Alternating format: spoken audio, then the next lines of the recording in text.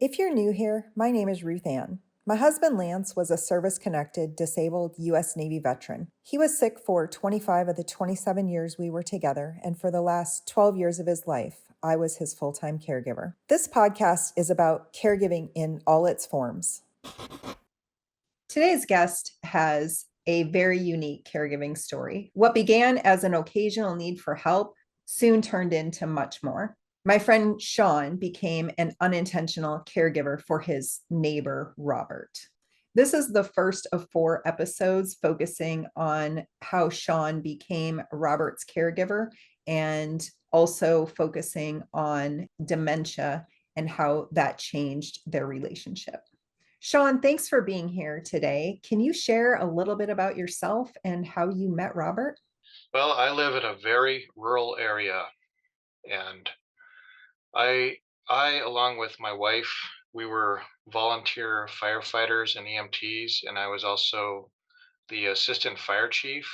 We were on the fire department for 10 years, and we got to the point where we reached burnout.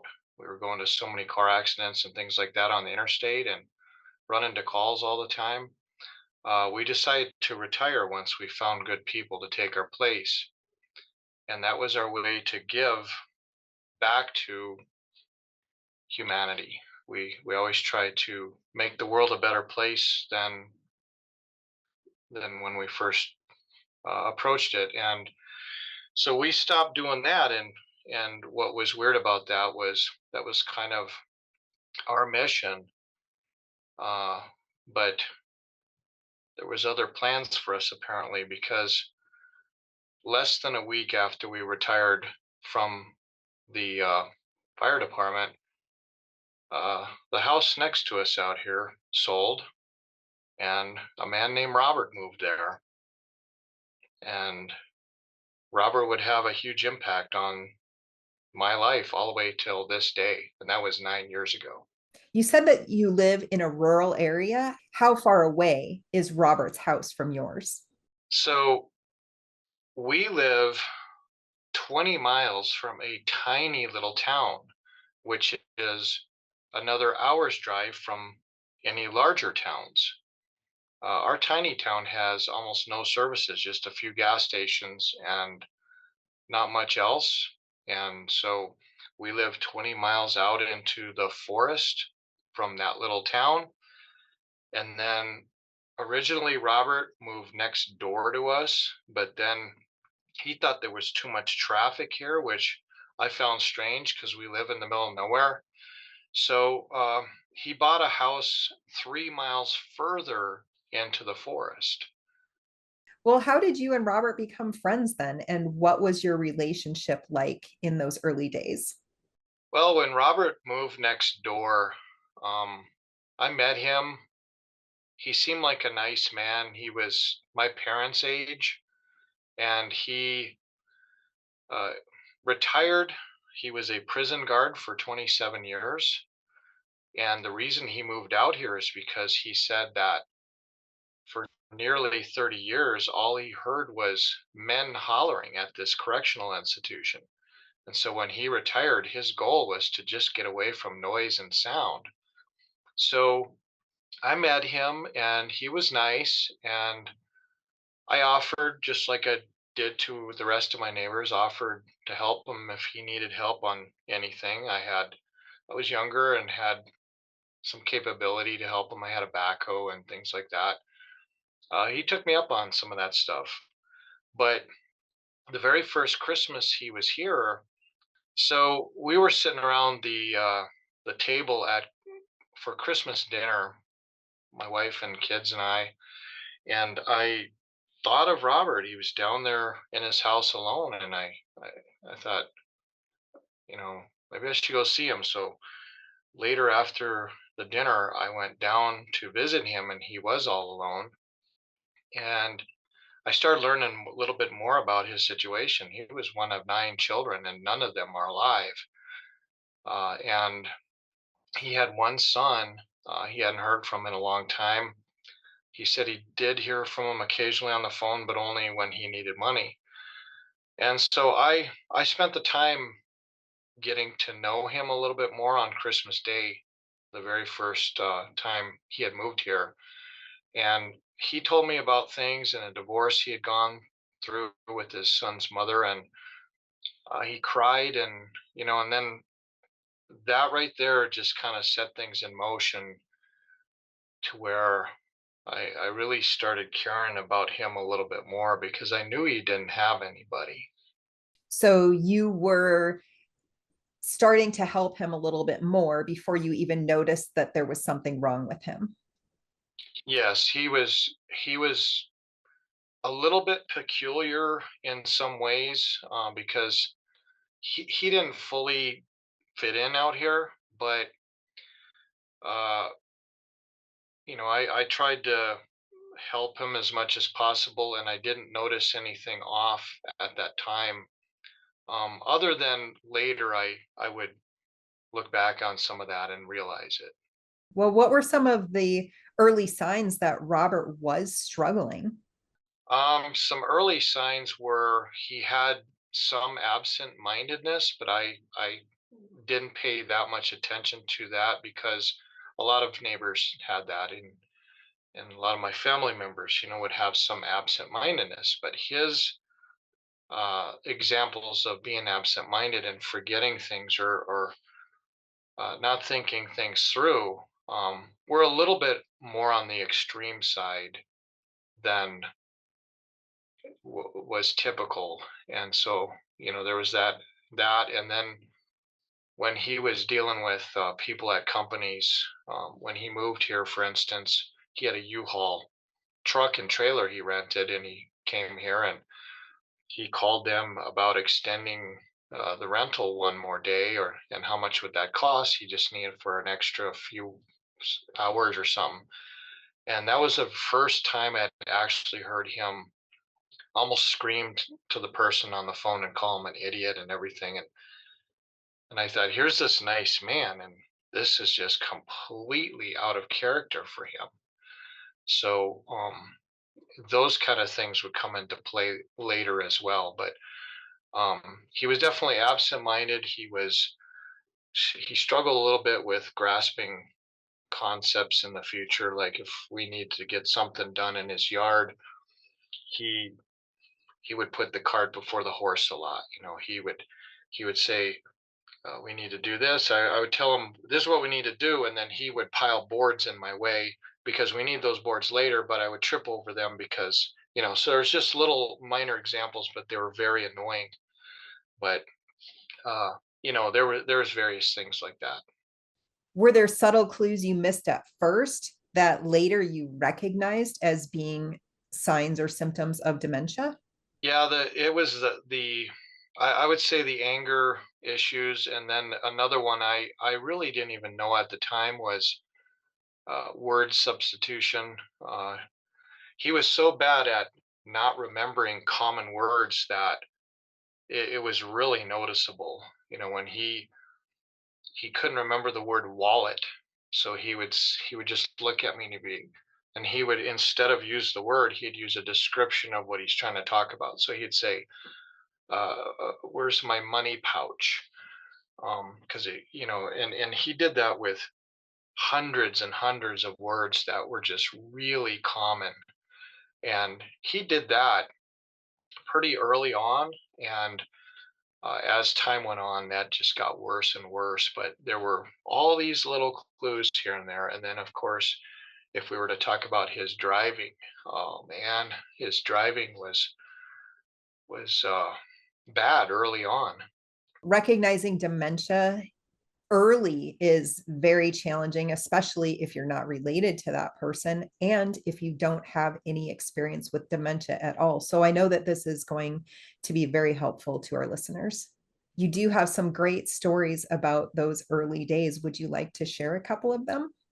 Yeah, there was a point when Robert went from being our neighbor, which I would go over and help him and visit with him. He'd come over here and help me. And when I had projects going on here, he used to show up and grab a shovel and start helping me with my projects, and it was pretty balanced. But there ended up being a point when he got in so many car accidents Um, that was the biggest warning sign ever was the when he would drive, we realized it was starting to be a real threat to the public. In fact, we had people in our neighborhood that really wanted us to take his car keys away because uh, he was he was really crazy on the road. He had been in some car accidents in the big town an hour away, but uh, I started noticing he wasn't able to multitask. And what I mean by that was he would put his cruise control on the same speed no matter where he was. So he was on the interstate and it was 75 miles an hour, and he put his cruise control on 55 miles an hour. And that was a danger. Everybody's coming up behind him and just about slamming into him. Then when he went to our little town, which has a speed limit of 30 miles an hour, he set his cruise control and went 55 miles an hour. And it was really dangerous. Well, one day he showed up here at my house and he was panicked. He says he was really upset. Something just occurred, and he had his pickup truck in it, and he was bringing home a big load of cinder blocks for a project at his house. And I noticed in the back of the truck a whole bunch of the blocks were all broken. And what had happened, he explained it, and then I literally went over there with my son to the scene to see what this really looked like. But here's what happened.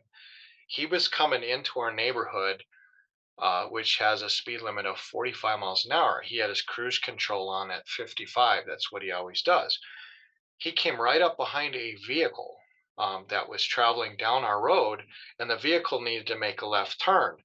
Well, he could not, in that moment, figure out how to turn the cruise control off. So they made the left turn. He went with them uh, in front of them, hit the side road, which is raised up. It has an embankment.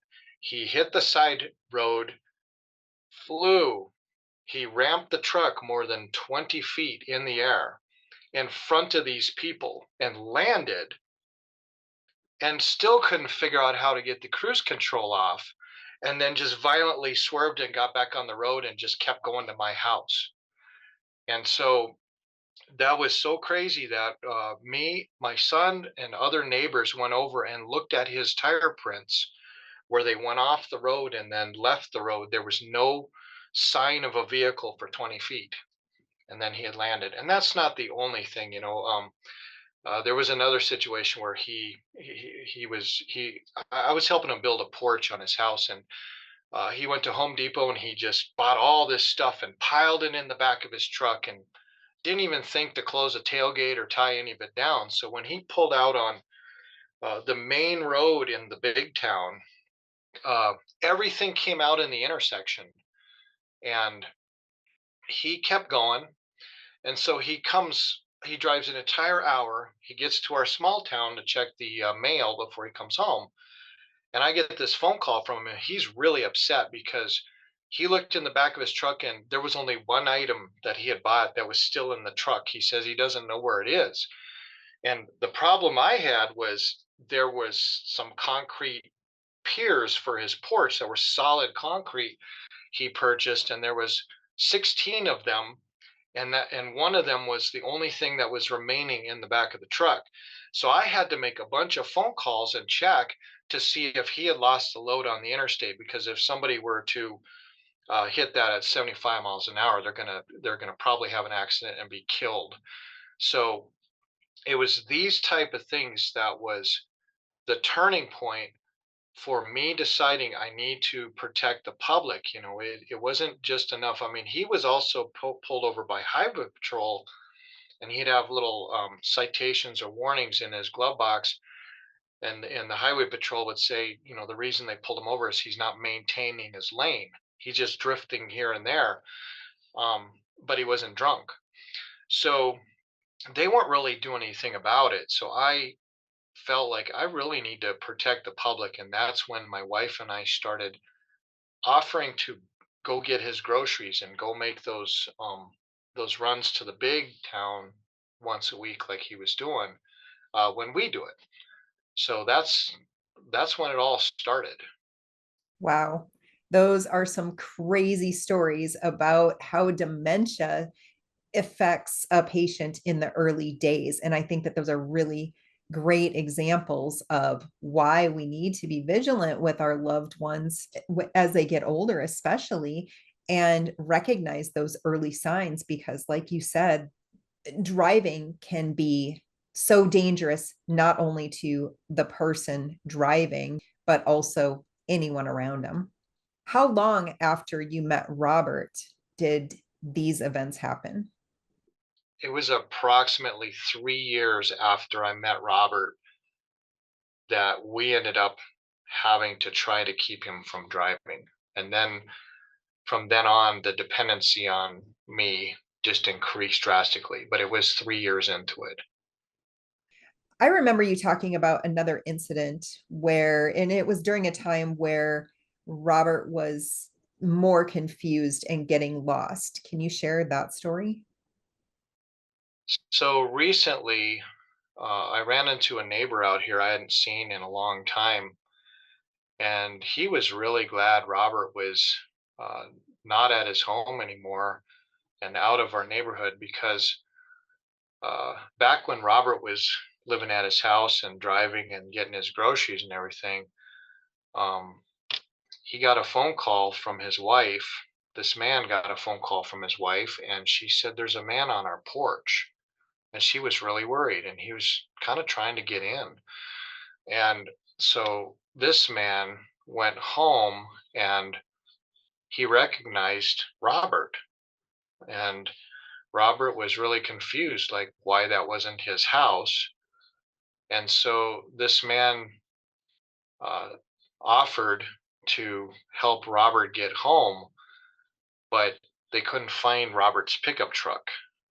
And so he went over to his truck. Robert had a white pickup truck, and this man had a white pickup truck. And Robert got in the driver's seat of this man's truck, and uh, this guy he was wondering why Robert is in his truck, and so he had to argue with him for a while and get Robert to get in the passenger seat and keep telling him, "This is not your truck. We're going to go find your truck." Well, they found Robert's truck about a mile away, and he wanted to follow Robert back home and make sure he gets there, but Robert just said, "No, I don't need help," and he just got in his truck and took off. And so the reason that was really disturbing is because we live 8 miles down off the interstate, and Robert, in order to go to his house, needs to make a left turn. Well, Robert missed that left turn and he went another 8 miles down our same road. So he went 16 miles down the road, made a left turn, and ended up at a similar house with a similar pickup truck. But he had literally parked his truck in the middle of nowhere. He didn't know exactly where he was, and he walked a mile through the woods and didn't fully know where he was at. Now, this reminds me of another incident that happened with me, and that was one time during that time period, I took him to a dentist appointment, and the dentist appointment, we had some issues there. Robert was had some weird things go on there, but it got kind of bad after that. We went to the grocery store to get Robert's groceries, and Robert had, even though he had been going to this grocery store for nearly 3 years, and he knew exactly where everything was. It was like a wrestling match for me. I was pushing the cart, and Robert was on the side of the cart just yanking it towards stuff. So I knew we needed oranges, and he knew we needed oranges, and he's pulling the cart over toward the freezer section, and the oranges are way over there. And it was just the most awful, awkward wrestling match. And then once we got to the checkout line, Robert took out his checkbook and his wallet and handed both of those just to the cashier. Like, here, I'm paying. And so I took those back and I went in there and got his Safeway Club card, swiped that so we get the savings on the groceries. And then I took the a credit card out of there that he uses, and I swiped that, and he came unglued. Robert came unglued in the grocery store. He started hollering, "You paid twice! You paid twice!" And everybody was looking at us, and it caused such a scene that the people at Safeway put a fraud alert on his credit card, and he couldn't use it anymore after that. We had to clear that up later. So we got in the truck. We did go stop by Arby's. He wanted to eat. We went through the drive-through, and he was really disoriented, real bad. I was going to pay for the food, and he kept handing me his wallet and then his driver's license and all these random things. And I said, no, no, no, I got it, I got it. And then we left, and then we got back out on the interstate. And so I'm driving down the interstate, and it's 75 miles an hour, and there are semis everywhere and all that. And we got about 3 miles out of the big town, and Robert just started hollering. He said, "We're going the wrong way." And we weren't. We were going home. I couldn't wait to get home, in fact. But Robert leaned over, and he tried to grab the steering wheel while I was driving down the interstate. And he tried to commandeer the truck and turn it around so we can go the right way according to him. Uh, I consider that one of the most dangerous situations I was in with him. There's a few others, but that was one of the worst. These stories are so important to show how dangerous dementia can be for patients who are still driving. I know when I cared for my husband, I ended up having to take the keys away from him because that was one of my biggest fears, that he would hurt or kill somebody else or himself. You did mention that Robert is no longer living in the house, but that happened a few years ago, and you are still involved as his caregiver. This story just gets crazier. So tune in next time for the continuation of the story. Thanks so much for joining me, Shawn. Yeah, no problem. I'm glad to be able to get this out there. I kept a log of this thing, a journal, and the story only gets crazier from here. So I don't think people are going to want to miss what's coming next. Well, I can't wait to hear more of this. Thanks so much, Shawn, and I'll see you next time. All right, see ya.